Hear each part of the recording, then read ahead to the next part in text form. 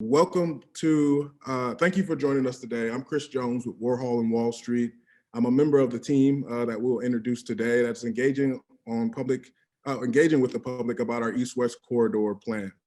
Our last public meetings were in February, and our project team has been busy listening to the community and putting concepts to make our mobility more accessible here in Columbus. Our agenda today is pretty full, but we want to use this time to get feedback from you on our project updates. First, we'll introduce our team. Then we'll talk through what we've learned from the community survey and our public engagement activities, which have been pretty fun and pretty engaging with all of you. I've had a chance to be on some of those and talk to some of you about some of the options that we presented, and you've all given us really good feedback. We'll do a quick recap of the study, and finally, we'll go over the summary of our findings and what you can expect next from us. First up, we're jumping right in, and we have Zach Sunderland, who's a project manager at CODA and wants to give us a quick overview of the LinkUS initiative. Yep, thanks, Chris, and welcome everybody. I see some familiar faces from our engagement back in February. Also see some new faces, so it's very, very exciting to introduce you to the project. We just wrapped up our roadshow, so some of you may have came from that, so welcome for those that may be new to this process. I do want to talk about the LinkUS initiative, so if you go to the next slide here, it's really building off the foundation work that began almost a decade ago. So in 2014, MORPC launched Insight 2050, which looked at the region to see by 2050, there would be 1 million more people moving to our Central Ohio region. In 2017, CODA conducted our Next Gen Vision Plan, which looked at our system, what it could look like in the year 2050, identifying new service, new routes, line extensions, technology improvements, as well as most importantly to LinkUS initiative, identified 14 different corridors in the region that are most suitable for high capacity transit. We looked at 14 of those corridors and looked at the feasibility of what mode would make the most sense for each of them, looking at bus rapid transit, light rail, streetcar, and commuter rail. And then in 2019, MORPC looked at the information that was input into the Insight plan and the transit component to look at where more people and the growth could happen in the region, focusing that growth along corridors, combining the development with the transit. And then in 2020, we launched the LinkUS initiative, which is a partnership between CODA, MORPC, the City of Columbus, and County to put these corridors into action. And it's really, on the next slide, it's really, we're talking about transit here, but really it's a multifaceted approach, a holistic approach, including how people get to these corridors. And then most importantly is looking at these growth patterns to facilitate that growth along corridors instead of the way we've been growing for the past several decades and continuing to grow out, focusing that growth inward along the corridors and combining the transportation elements. And now I will turn it back over to Chris. Thanks so much, Zach. Thanks so much for that information and those updates. Again, I am your moderator, Chris Jones with Warhol and Wall Street. Joining us, Julia Suprat, ACOM, and Preeti Chanduri. I'm sorry, I want to get the name right. Preeti Chanduri, also with ACOM, and they will be helping us facilitate this next segment. Just a little housekeeping. We are on Zoom, so your audio controls, please mute yourself, but those audio settings are at your bottom left. Participants, please ask questions, but the question box is center below for you all. And then if you happen to need to leave to exit the meeting, at the bottom right, you have that ability.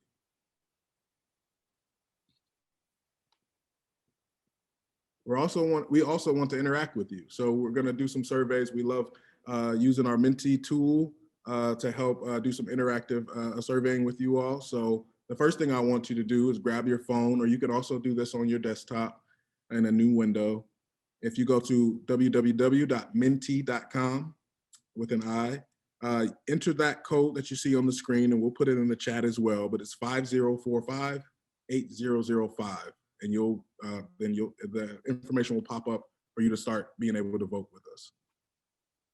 And of course, we're going to do that immediately. So I'm going to give you a little time to set up, but also I will ask this first question for those who are ready. And what area are you from?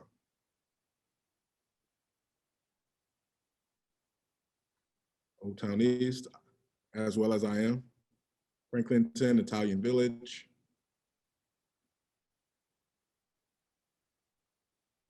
Got Highland West, west side, 2 on the west side.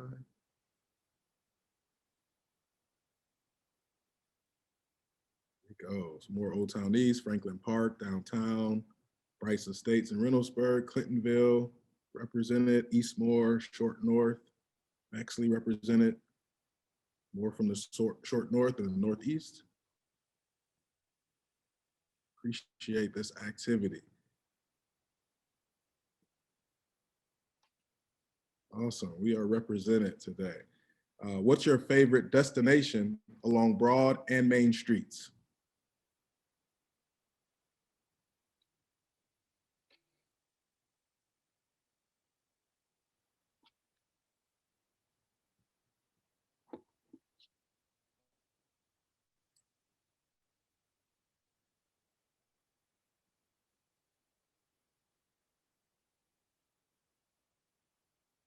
We'll get a couple of those as they come in.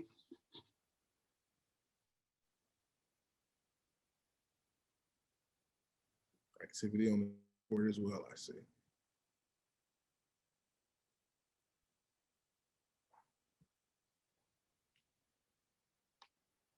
Sometimes plays around with us and doesn't want to work, but we'll refresh and get that right up. No worries.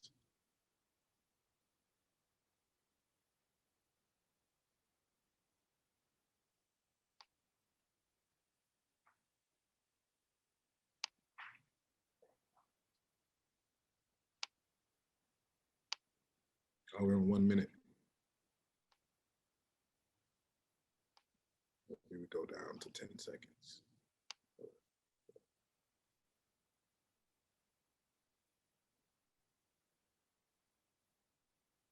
The anticipation is grappling me. Awesome.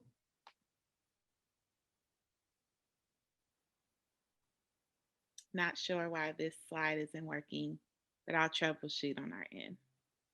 No worries. And if we get some of the results on the back end, we'll make sure we put those in the chat as well. Yeah. But if anyone in the chat can put some of your, I see Westland, oh, that's Westland areas and location, but in our chat, if you wouldn't mind putting some of those locations quickly, we would appreciate that. Yes, Franklin Park, South 4th Street.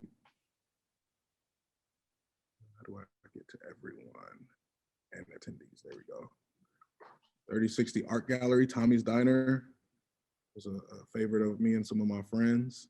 Franklin Park Conservatory, Art Museum, the Scioto Mile, the museum. King of Almandi, this casino.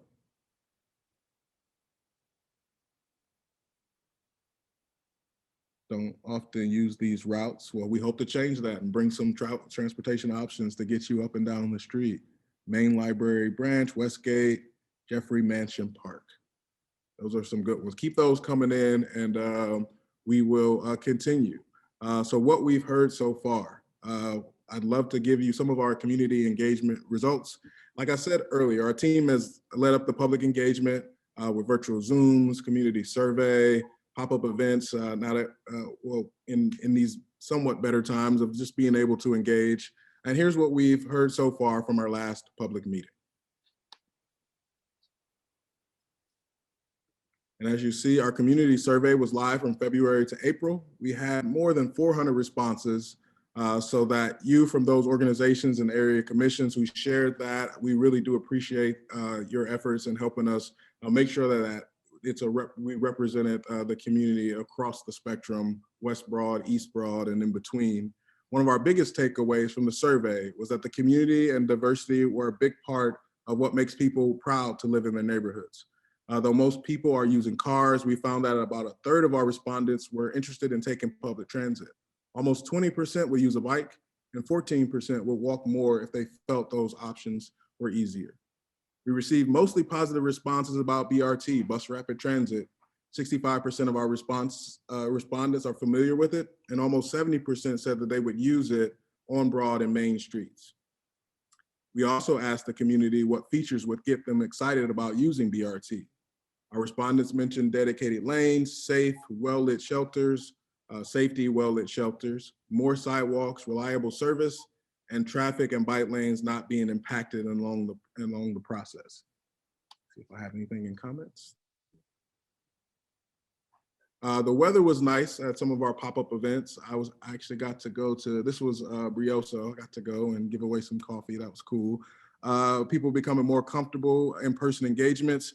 So we also did a quick road show last week, some coffee shops. We did Franklin's and Fridays, the Columbus Museum of Art, Community, YMCA, Kitty's Cakes, amongst them. We spoke to about 300 people at these events, and our team thought talking to people in person was a great way to bring that project to life, and to, you know, just now being able to communicate with others, just really get some of your real feedback. Or not real feedback, it's all real, but some of your in-person feedback, which is even better. Up next, we have Julia Suprock, who will do a quick project recap for us. Great, thanks, Chris. Yeah, we're going to go through these slides relatively quickly because what we really want to spend time on is conversation with you and answering your questions. So we'll kick it off here. On the next slide, you'll see just an overview of what there is. So west, then go through downtown to East Main. So we go through about, it's 2 hours long. We go through a number of different communities, very diverse corridors. So we're looking for feedback from all who live and work in this corridor.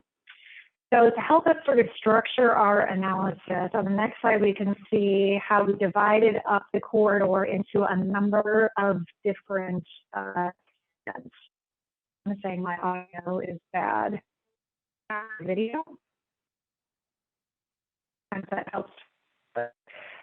Hopefully it's still better. So segmented the corridor into 10 different segments as a way to organize our evaluation. So that really helped us to focus in on all these differences along this very diverse corridor.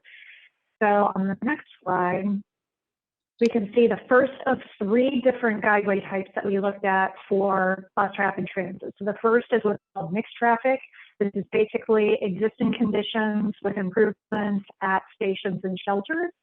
So that is ways that this can be implemented. This is just a variety here, depending on how wide the existing roadway is. On the next slide, we see our first dedicated lane operation. So this is when it is transit only. So you see those red bus only lanes, and they are on the curbside of the roadways. So again, different options for how this could be implemented. Some have bike lanes, some don't, some have center turn lanes, so lots of different options there. And then finally, our dedicated medium lane, which is when the lane is in the middle of the roadway. And there's different configurations here, different ways to put the station, either just on one side of the intersection or split it across the intersection. This is all to say that bus rapid transit is very flexible and can be really strategically designed to meet the needs intersection by intersection along the corridor. So on the next slide, we wanted to just revisit the project goals that we set at the beginning of this process, because this is the foundation, the lens through which we are going to evaluate these alternatives and ultimately decide on the project we want to move forward. So increasing reliability, frequency of service, and fewer stops, so shorter travel times is the first goal. Second is integrating with the existing transit and high capacity transit corridor network. The third is really focusing on equity populations, those who do not have access to a car, and also just broadly supporting regional sustainability goals. The fourth is improving access between underserved communities and core services, employment opportunities, basically quality of life across the corridor. And then finally, using transit investment as a tool to focus sustainable growth within the corridor. So keeping those in the back of your mind as we go through this, particularly those last three when we're thinking about issues related to equity, sustainability, and growth. So here's our study process. We're getting close to the end. So we've gone through this iterative alternative development evaluation screening, and we're getting close to selecting what's called the locally preferred alternative. And that's just a fancy technical term that means the project to move forward. So put together all these different guideway types along the length of this corridor to develop the project that will move forward for advanced engineering. So to help us through that process, we performed a series of detailed evaluations. So we took all these different guideway types and we looked at them from a transportation perspective, environmental, economic development, capital and operating costs, and ridership. So we have all of this information in a lot of detail documented in tech memos. We're going to share with you sort of a high level summary of some of those key results, but this is how we organize the information by segment to help the stakeholders and community members select the best project for this corridor. So I'm going to turn it back over to Chris for our next Mentimeter question. Yes. What transit and neighborhood options on Broad and Main streets are most important to you? First being maintaining the beautification within the medians, landscaping and trees. Second, keep parking along Main and Broad streets. Third, more sidewalks and bike lanes. Fourth, faster and more reliable, better transit lanes. And fifth, keeping things the same for car traffic. This was one of our activities at our pop-ups. It's pretty fun. Let's see if it adds up to those results.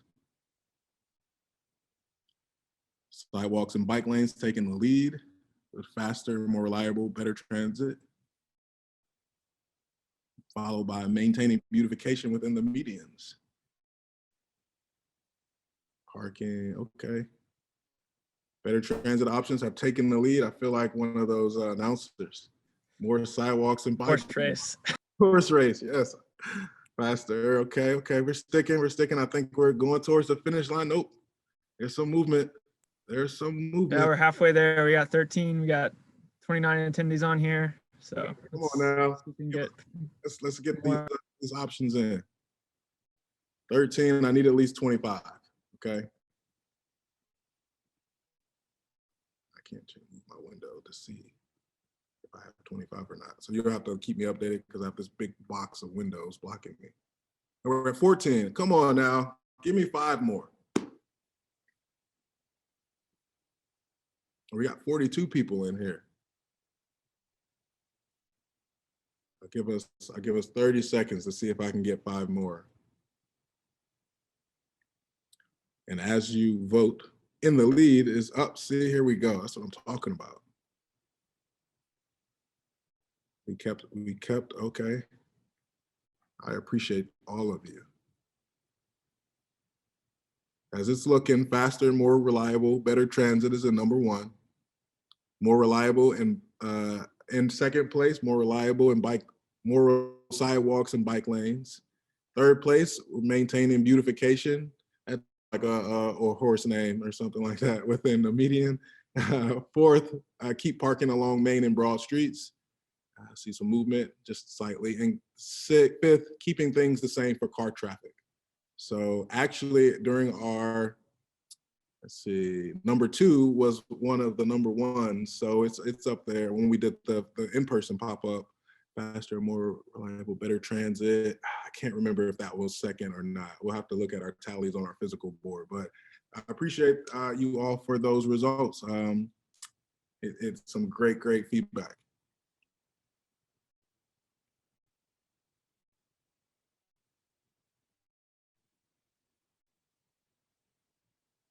Let's see, do I have any comments? Audio, is my audio bad? Let's see. Traffic. And I did get a comment about how badly the traffic on Broad and McNaughton is. So that's a great note for us to take as well. So let's talk about it. I'm going to read off some of the responses from the chat. So please leave your comments because I don't know. I read off one of them, but I need at least 2 to 3 more. So if you have more comments, please give them. Let's see. But for the traffic on Broad and McNaughton, is there any thing specifically that see, Judy, that you believe is a cause or that that you have observed? I'm calling on you. Can you hear me? Yes. We moved here behind Mount Carmel East in 2007. And we would be able to go onto Broad Street at 5 o'clock, 6 o'clock with no problem. Then we had to change our traffic pattern and avoid Broad Street from 4 o'clock on. Then we had to change it from 3 o'clock on. And now we're having to change it from 2 o'clock. The traffic is horrible. It moves slow. The intersections are sometimes blocked because those that are making left-hand turns can't turn left-hand because of all the traffic, or the fire truck coming out from McNaughton Road. I mean, it's got to go up onto the curb by Walgreens in order to get by because there's nowhere for the fire truck to go. The traffic is a major issue. And to think that a bike lane or a median can be put in with trees or whatever, I don't know how you're going to do it. I mean, you should come here at 4 o'clock, 5 o'clock and see what it's like. It's horrendous. You just don't want to be on Broad Street at that time. That's my say. Thank you. Thank you. And if we have any comments for Judy briefly, we could definitely do that. I see people are also putting questions in the Q&A. So if any of you, and Zach, thank you so much for answering, but if any of you would like to expound upon any of those, Janet, Jason, please do so. I see Pat's got a question in here now, and Colleen. Colleen asks, in the Hilltop, we have tended to get what is left over and is the best for the neighborhood. We don't want to be left at the bottom of the barrel. So we definitely don't want you to be left at the bottom of the barrel as well. And we'll try to make that equitable. But if we have any comment on that, please do so. Another question, should we be all that concerned with traffic? The goal is to make transit better. Single passenger motor vehicle travel is inefficient. It's bad for the environment. It's costly. Shouldn't be convenient to commute by. It shouldn't be convenient to commute by car. Should be convenient to take transit. Pat, can you briefly expound on your thoughts on that?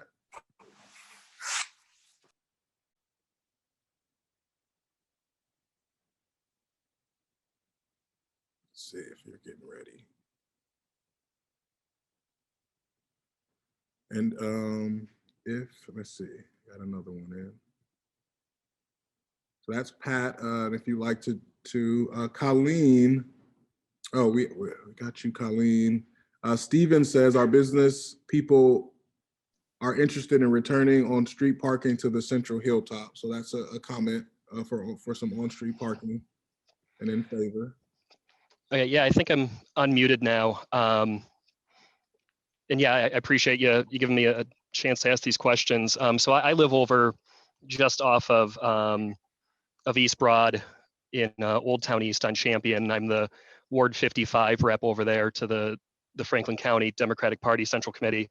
And you know, I know we're talking a bit about traffic and the concerns for current motorists. But you know, isn't kind of the point of this to make transit more convenient and hopefully more convenient than single passenger vehicle travel? I mean, we shouldn't be concerned with traffic that's being caused by people just taking trips, one person in a car, that are inefficient, costly, and bad for the environment. We should be making it easy for transit. we should be making transit so fast that people don't want to commute by car. They want to use this great amenity that we're providing for them. And I think if we're putting the concerns of motorists, who are a huge problem for the city and are be the reason the city's carbon neutral plan fails, if we're putting their concerns first, we're setting ourselves up to blow it. Thank you for your comment. It has been recorded for the team and consideration. I think Janet, and if there's any commentary on that, please, while I call on Janet, please respond. Janet, the floor is yours. Can you hear me? Yes. Oh, that's terrific. Something's working. I had asked a question and got an answer that the study as far as where the west corridor would end was determined by current land use and development in the area. But there have been developments beyond Galloway Road for many years. 1,100 homes in Galloway Ridge, just north of Broad. There's well over 2,000 homes south of Broad within a mile. There's a large population beyond Galloway Road to the city limits at Alton Darby Road. And we seem to always have to go in town to catch anything, or to Prairie Township. Residents on the west side, I am on the Western Area Commission, and I talk to a lot of people who don't understand why LinkUS would stop at Galloway Road. There is a potential for some additional property to be purchased. Division of Parks already owns 78 acres on the south side of West Broad at Alton Darby and West Broad Street. There is a potential for purchase of another 128 acres, which would give them 205 acres, which we're going to work to see if we can get something to happen on that. But if the city had a 205 acre tract for recreation and park or other city services, could the west corridor be extended for that to be the stop at the city limits? Yeah, that's a great question. So, I think I answered it in the chat about the development, current land use. Generally we're looking at a 20-mile corridor. So the farther you stretch that, it makes it a little bit more difficult to extend it in either direction. But you go a lot further east than you do west, as usual. I echo the hilltops view. I grew up on the hilltops, so we're always kind of the last to get anything. I mean, that being said, even if the end of the line is at Galloway Road, with all, with things happening all the way out in Jefferson or West Jefferson with the Amazon, we have received requests from CODA for a service out that way. Now that's a little bit beyond our service area outside the surrounding county, but outside of the LinkUS initiative, exploring those last mile connections further out west is something that we want to look into. So thanks for your comment. Thank you. I think I'll take one more. If Brian, if you have any, if you'd like to come off mute for your question. It's in the Q&A, so we'll get to it. But if you wanted to come off mute, you will be our last for this section. Chris, can you tell me which Brian? We have like 3 in the Sorry, I realized Brian is a common name. Estabrook.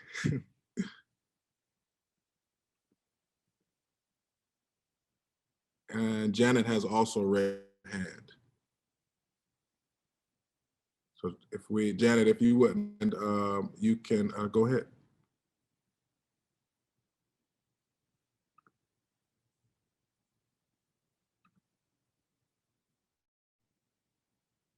Let's see.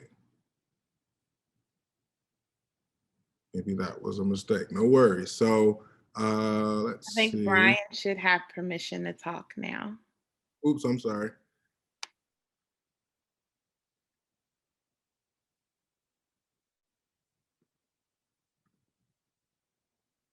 No worries. So we'll keep putting putting questions in the Q&A and also in the chat. I see Colleen giving us a comment, so thank you so much for that. And but next we can talk about our summary of findings with Preeti. All right, thank you, Chris.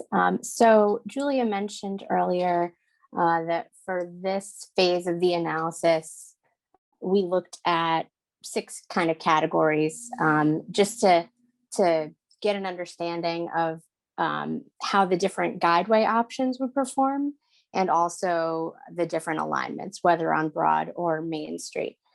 So we really want to focus today on just the key takeaways from all of that analysis. It will be posted on the LinkUS website. So if you all are, particularly interested in a certain topic area, you can dig into the findings.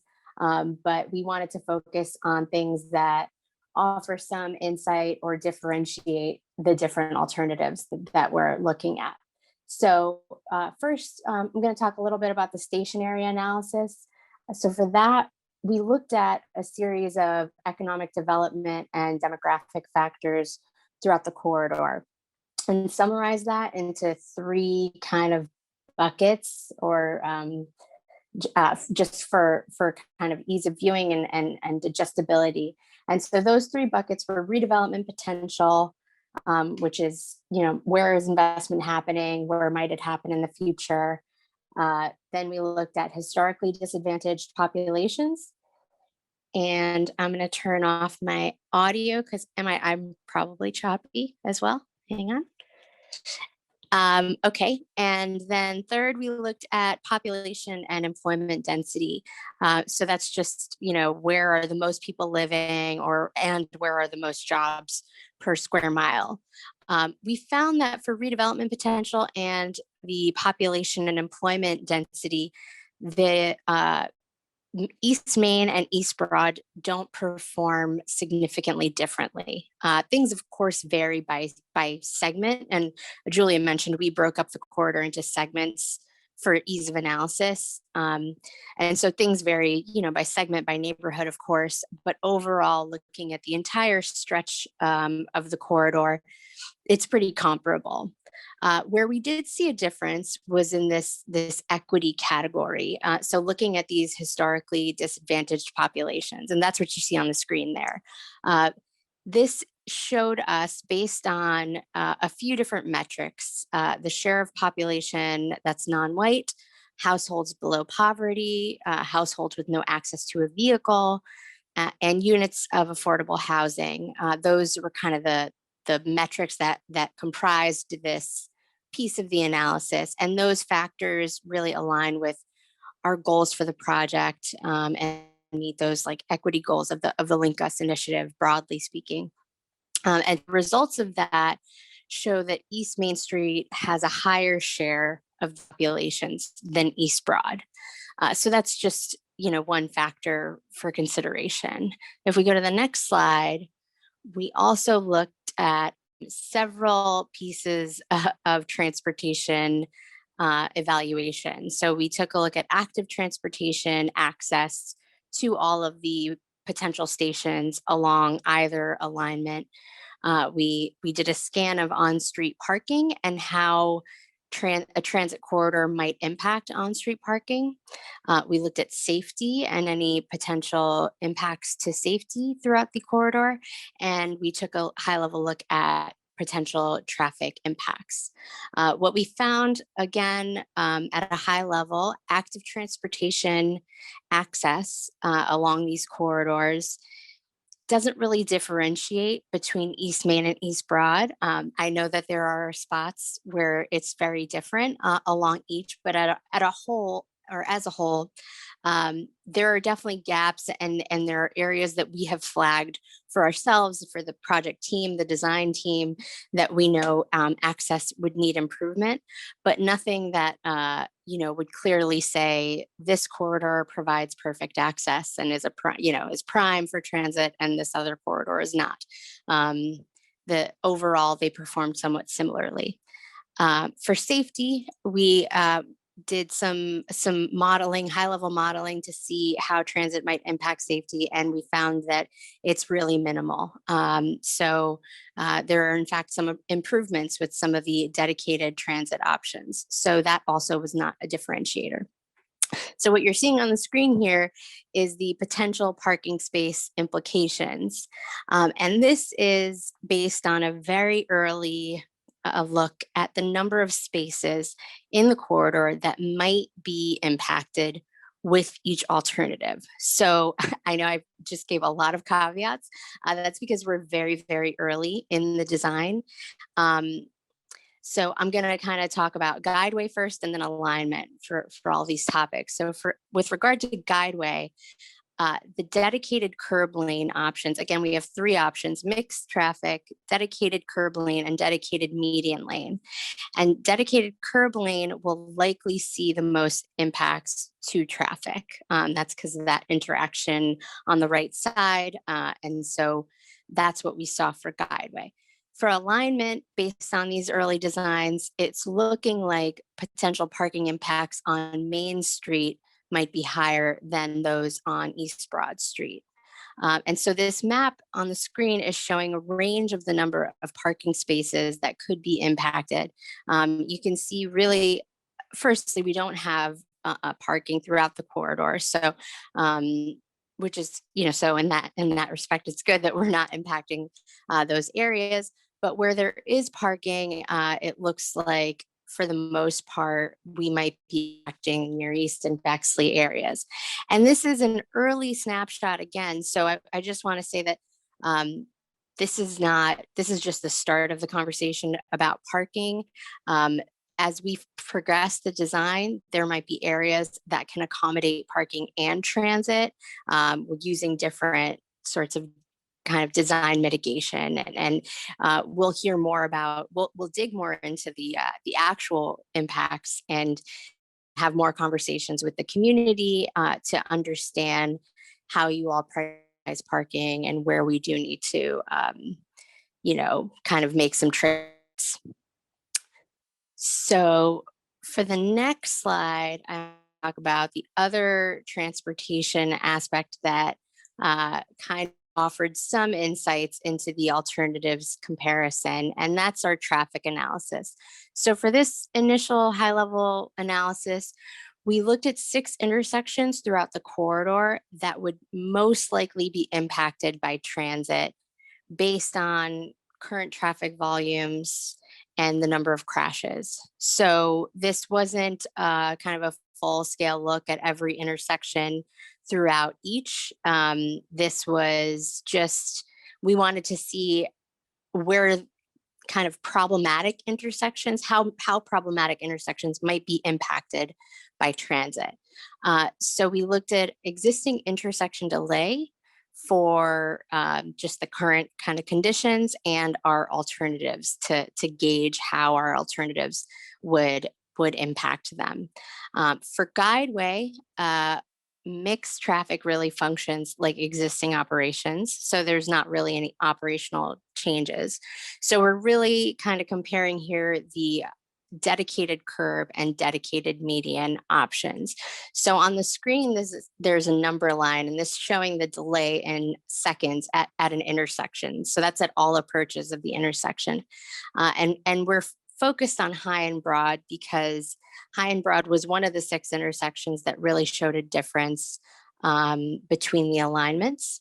And so the dark blue boxes kind of indicate the delay change with your Broad Street alignment. So that's just at High and Broad, the bus would go all the way through, and it doesn't really significantly impact delay. It doesn't add much more delay to the intersection at all.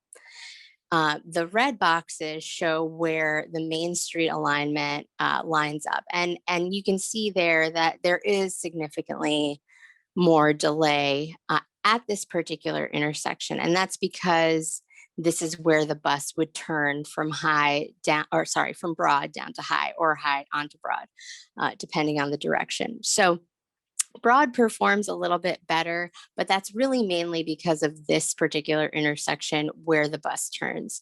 Again, at this point, we haven't looked at a ton of ways to mitigate this impact, and that'll be something that we study further down the road, but it is something to consider. Just making that turn does have an impact wherever you make the turn. So that's the traffic analysis. The next thing we're going to talk about is transit ridership. If we can go to the next slide. So for transit ridership, we modeled ridership for horizon year of 2040. And when we talk about Guideway, you can see here there are three kind of groups of bars on the chart on the screen there. You've got your three Guideway options. Mixed traffic kind of has the least ridership. And you can see that the median Guideway or dedicated median sees the highest projected ridership. And that's mostly due to faster travel times. The main difference between these Guideway types kind of comes down to travel time and a factor for attractiveness, though that's probably not as significant as the travel time differences. When it comes to alignment, we've shown you the different alignments at the bottom there. So you can see whether it's via high or via third and fourth, it offers slightly higher ridership than the Broad Street alignment. And that is because of all the ridership that's captured downtown. For the Broad Street alignment, you're going west to east and east to west straight on Broad. You're not dipping south. And so you kind of miss out on a lot of the businesses and offices and you know the Capitol building and all of that. When you turn down to get to Main, you do capture quite a bit more riders. So that's our ridership analysis. Next, we're going to talk through travel time. So for travel time, this is what we're showing you here is just an example trip, just to kind of put it in perspective, the differences between travel times. So this is from Hamilton Road on the east side all the way to Broad and High downtown. So first, again, I'm just organizing thoughts here. So first we can talk about Guideway. The center median, which is the top set of bars, that offers the fastest travel time. Curbside lanes see some interference with right turns, and mixed traffic, which is really just transit kind of operating in your general purpose lanes, is the slowest. I will say that even if we do end up with mixed traffic in some areas throughout the corridor, there will be an improvement as compared to local bus service, because we will implement things like transit signal priority and some other measures that allow us to maintain the schedule of the BRT corridor and certainly improve reliability, which is the explicit goal of this high capacity transit. So that's for Guideway. We're talking about alignment. You've got pairs of bars down the screen. And so the green is East Broad and the blue is East Main. Generally speaking, Broad has shorter travel times. And that's really due to the fact that some segments have higher speed limits, particularly on the ends. And Main Street also has some unsignalized intersections that cause additional stopping and delay. So that's how the travel times sort of stack up. Our next metric here is the operating and maintenance cost. So the next two things we'll talk about are related to cost. Operating and maintenance costs are really the costs that CODA will have to pay on an annual basis. And this is a high level initial look at these costs as a project develops, as designs move forward, these costs will be refined more and more in line with the level of design that we are at. Right now, we're very early on. So again, this is just to give you a snapshot and an estimate of how the alternatives sort of stack up. So the components that drive differences with these cost estimates are operating and travel times. And that's because the alternatives that perform faster ultimately require fewer vehicles. maintain those more schedules. And then to a smaller degree, there's some dedicated Guideway maintenance costs that you wouldn't see when this is operating in your general purpose lanes. So with a dedicated lane, CODA would have to maintain that lane. So for Guideway, dedicated median actually comes out a little bit cheaper than the rest, and that's mainly due to travel time savings. So while we are incurring some maintenance costs with with just that dedicated lane, we make up for it with the travel time savings, which allows us to buy fewer buses or use fewer buses and achieve the same travel speeds. For alignment, we found that the Broad Street alignment is slightly cheaper to maintain than the Main Street alignment. So those are the results with O&M. On the next slide, we will talk about our last kind of zoomed in metric here, and that's capital cost. So these, as I mentioned, these cost estimates will continue to be refined, but what we're showing are just the overall cost summaries grouped by Guideway. And you can see that each of these bars is comprised of these different colored components. These are the components that were considered for this cost estimate. So there are things like the Guideway, the stations and stops, the number of vehicles. The biggest bar in most cases, or certainly for the dedicated options, is that green bar in the middle, which accounts for site work. And that is really all of the roadway work and infrastructure, the ped bike facility improvements, and installation of a median where that's an option. So that makes up a lot of those dedicated options. So for Guideway, mixed traffic, not surprisingly, is the cheapest in terms of capital costs. The dedicated options, whether via a median or a dedicated curbside lane, are pretty similar in terms of capital costs. And when we think of alignment, you can see that Main Street has a lower estimated cost at this point than Broad. And that's because there are some sections of Broad that need to be brought along quite a bit in terms of sidewalk access and that sort of thing to accommodate the transit. So this is kind of the final detailed evaluation metric that we're presenting here. As I mentioned, we're going to provide all of the backup and the memos that describe these in a lot more detail on the LinkUS website. If you felt like we just played ping pong and you had to go back and forth a bit between Guideway options and alignment options, that's because that's true.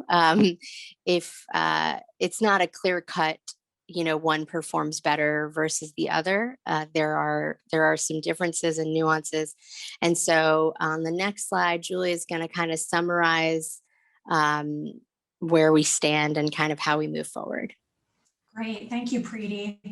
Hopefully all can hear me okay. So at the end of the day, we've done all of this detailed evaluation, and what we're seeing is that there's not necessarily a clear differentiator between Guideway types and Main versus Broad. So when we kind of those buckets of analysis that we did, the environmental analysis and the active transportation piece, really, those are kind of informational.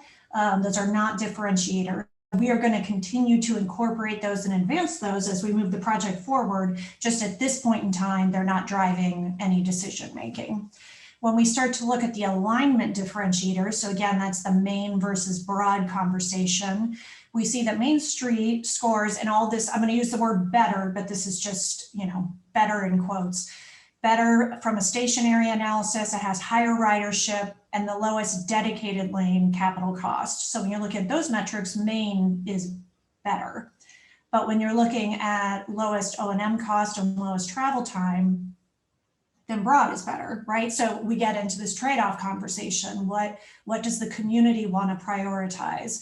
And then we also want to be clear that there are things that are not captured by these numbers, which can also inform decision-making. So there's those items out there also. So then when we move over to the Guideway differentiators bucket, looking at the mixed traffic versus dedicated lanes. So we see that dedicated center median has the lowest travel time, which results in the lowest O&M cost, and causes the lowest traffic delay because buses and cars are very clearly segregated. So that points towards dedicated center median the best. But when you're looking from a cost perspective or an impact to parking spaces, mixed traffic is better. So again, the idea of trade-offs. The great thing from the Guideway discussion is that we really can target different Guideway types to different locations along the corridor. So I think our intention, CODA's intention, is to do as much dedicated lane as is feasible and practical, but we have the option of going to mixed traffic in areas where that makes the most sense for any number of reasons.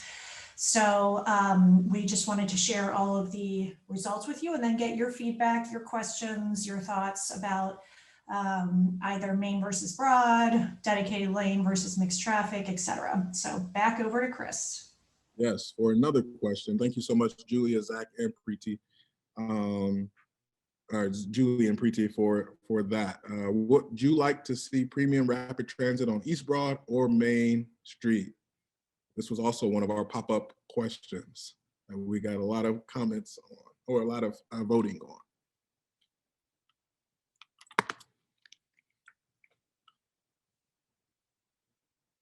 And I won't even do the horse race commentary, but let's see the results.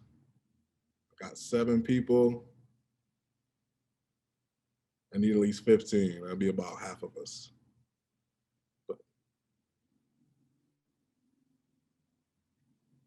We're up to 10. Maine is taking that lead. Okay, I said I wouldn't, but it's getting exciting. We're at a virtual tie. Neck and neck. This is reflecting our evaluation process. Can I get 4 more people to vote? Minimum.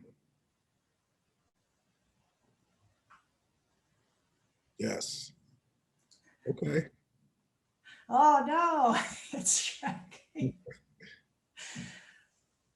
2 more. Okay. Oh, Maine is pulling ahead.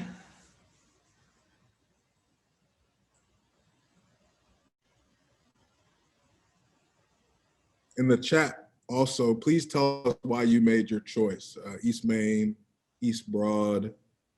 Is there something about the street, something about the area, something about the businesses along those ways?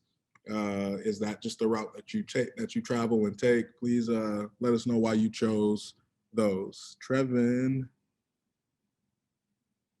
And we have a Q&A coming up really soon. So we'll get to Trevin and a couple of other questions as well. East Main, because I perceive there's more need.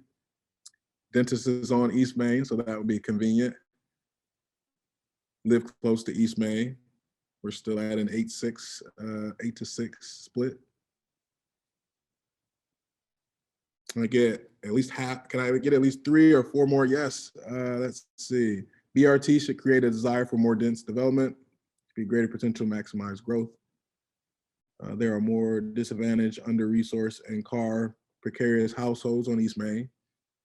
Second, that East Main has more need. Mexi area has a lot of nice things along there. Does. Awesome. A lot of the data indicates the center median on Broad is what is going to give us the best speed, reliability, and increased ridership. Those factors are what the city needs, and it aligns with the number 1 want from the previous poll. Thank you for that comment. East Main, East Main. Awesome. You have met my goal. I appreciate you. Now onto a Q&A with our team. I know there's been a lot of information today. You had a ton of questions, and I appreciate that. I gave a little extra time on our first segment for some of those Q&A but we have gotten a lot more questions in. So I'll be calling on Julia, Preeti, and Zach to answer your questions that you're putting in the Q&A that you put in the Q&A. We've got 10 in there already. So 1 open, 10 answered. We can touch on some of those, or if you are continuing to put those in either the Q&A or the chat, I will be happy to read those and get your questions answered. Let me move my box out of the way again. So many questions. Chat questions, Q&A questions. So let us go with Trevin's unanswered. Will the bus lane design affect the type of bike lane that can be implemented, e.g. separated lane versus painted lines? Yeah, so the short answer there is that yes, it will. And we need to get into a little bit more detail in the next phase, which will be the 30% design. So right now we're at 5% design. If you think of the continuum of a design from 0, which is like you're just starting, to 100% is you're heading out to break ground and start construction.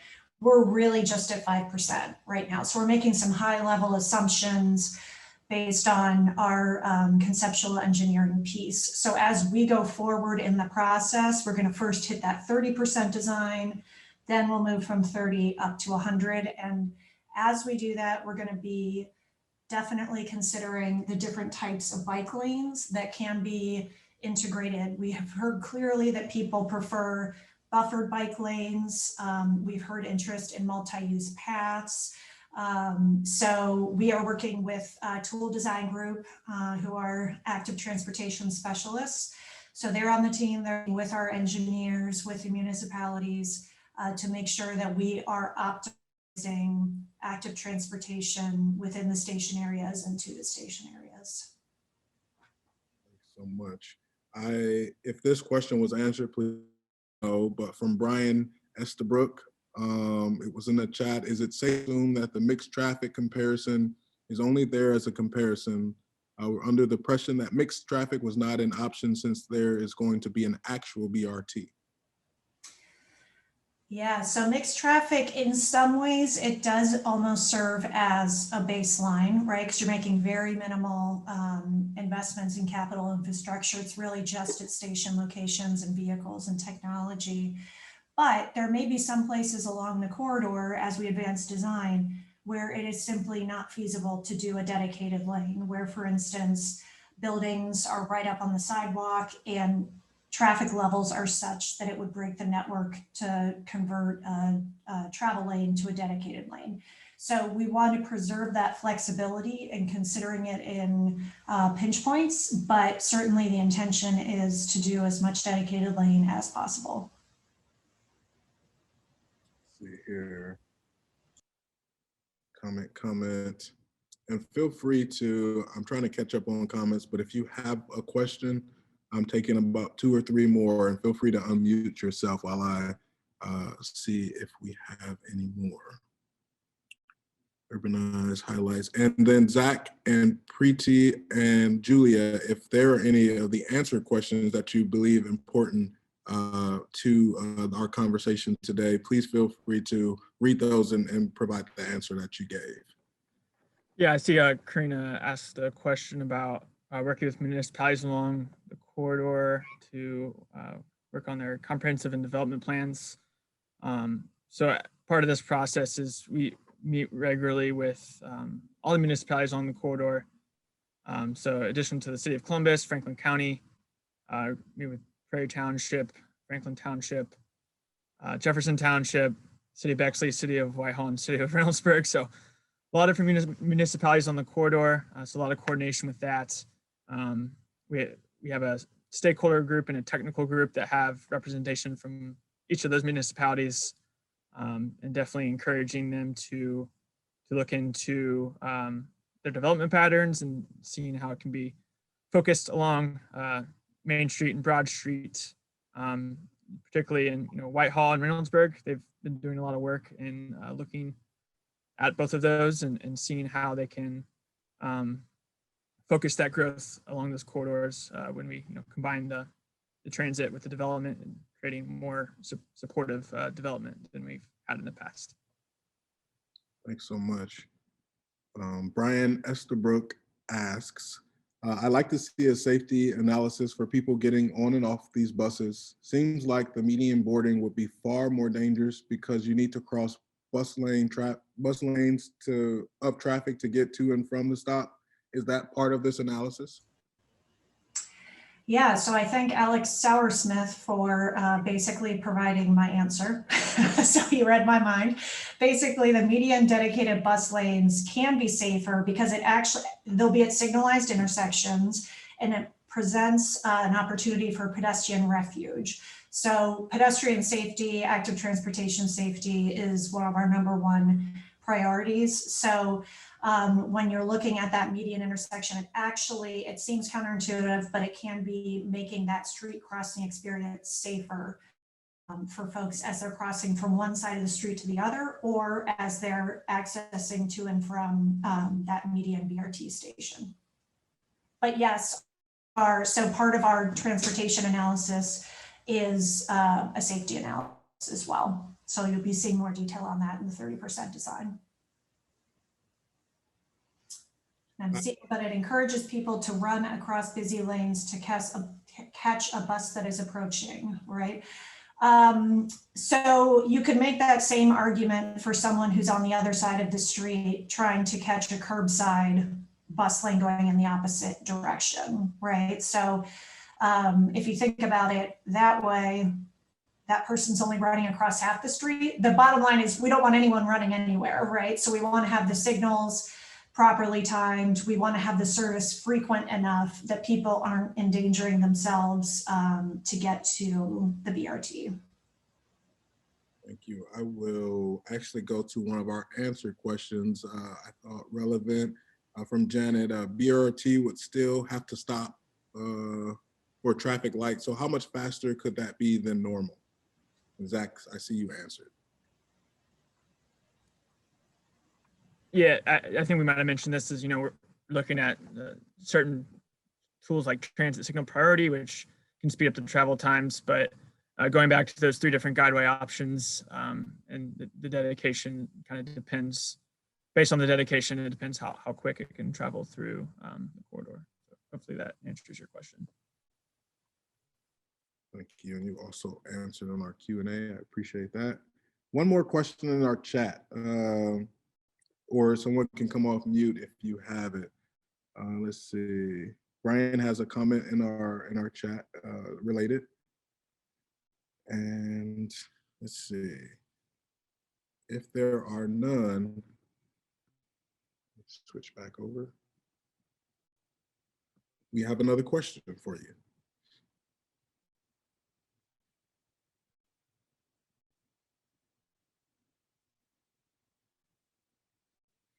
And I believe we put this in the chat and it will be on our last slide. But if you have any additional questions, we'll put the email and the information about how to submit those to us. What's the biggest takeaway from today's discussion?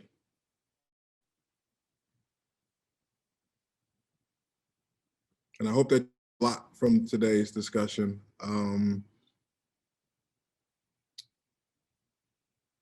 What will you bring back to tell your neighbors about this East-West corridor plan as an added question to that? Better transit, a dedicated right-of-way, cautious optimism, a couple of trade-offs, population needs,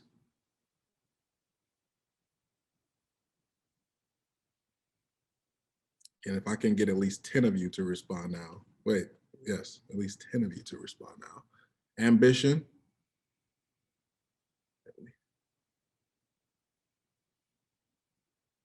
4 more.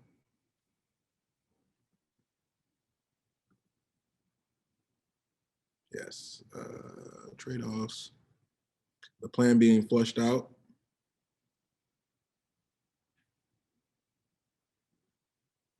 I'm gonna hold off for 3 more people before I show you how you can get in touch with us.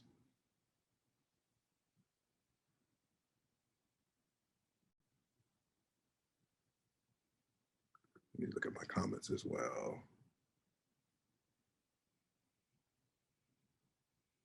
Okay, we got 7. Okay, we got 7. I'll let you off the hook. I'll let you off the hook way too easy though. So you can follow us at LinkUS Columbus, Facebook, Twitter, and Instagram. Moving our region together. Before you go, yeah, please remember to follow us so you can stay up to date. It'll be very important if you like to, be involved or whatnot. Contact, us at LinkUS. That email is info@linkuscolumbus.com. It's in the chat as well, I believe. If not, I'll put it there. And you can reach us at info@linkuscolumbus.com. Hey, Chris, Yeah. before we go. Oh, sorry, Zach, go ahead. Oh, I was just going to say, we have one more meeting this evening, so hopefully you can get the word out to your friends, family, and neighbors. Definitely appreciate your feedback, particularly in the chat, about these the East-West corridor. So definitely welcome any invitations you can send out for later this evening. And that is at 6 o'clock this evening. So please, if you want to come back and give more comments, please do, or have others join us as well. Your comments are very important. Yeah, and additionally, the website, I'm sure you all registered through the website, but there's additional materials on there. We have our YouTube page, which has previous meetings recorded. We'll probably upload this one as well. And we'll be uploading some additional resources, a lot more details than what we presented today later in the week. So keep an eye out for that for if you want to dive into more details. So thanks everybody for attending today. And I think this concludes our meeting. It does.